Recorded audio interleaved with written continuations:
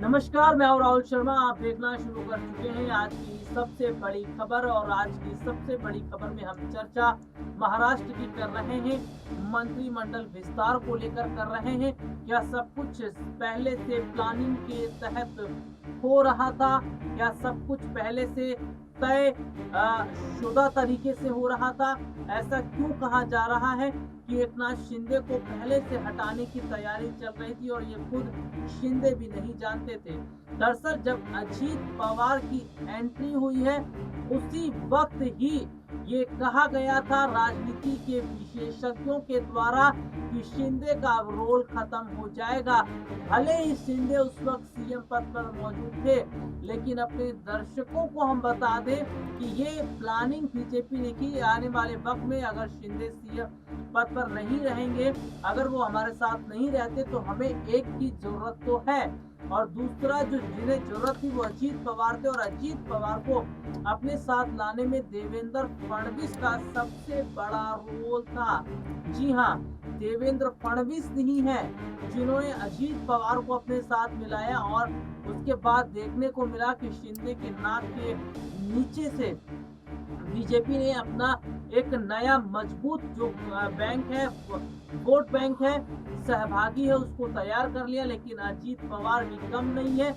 अजीत पवार भी खिलाड़ियों के खिलाड़ी हैं और बीजेपी उन पर भी ज्यादा भरोसा फिलहाल नहीं कर रही है।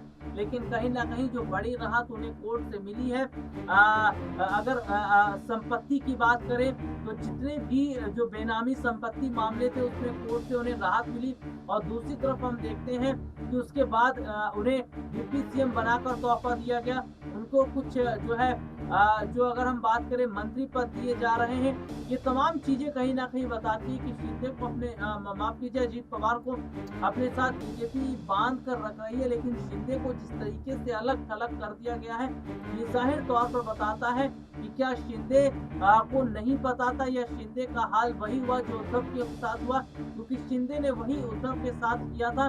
सीएम बनने के लालच में उन्होंने उद्धव ठाकरे के साथ गठबंधन तोड़ दिया।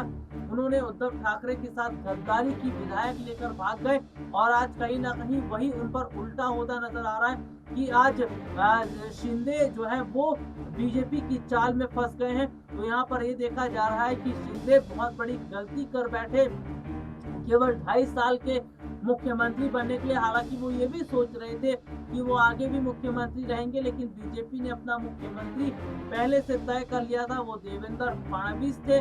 और सबसे बड़ी बात यह है कि शिंदे ये भी आरोप लगा रहे हैं कि चुनाव जो है वो मेरे चेहरे पर लड़ा गया, लेकिन मुख्यमंत्री देवेंद्र फडणवीस को बनाया गया। तो ऐसे में कहीं ना कहीं ये देखा जा रहा है कि क्या वाकई जो है जो शिंदे ने उद्धव के साथ किया वही उन पर वापस लौटकर आया भी।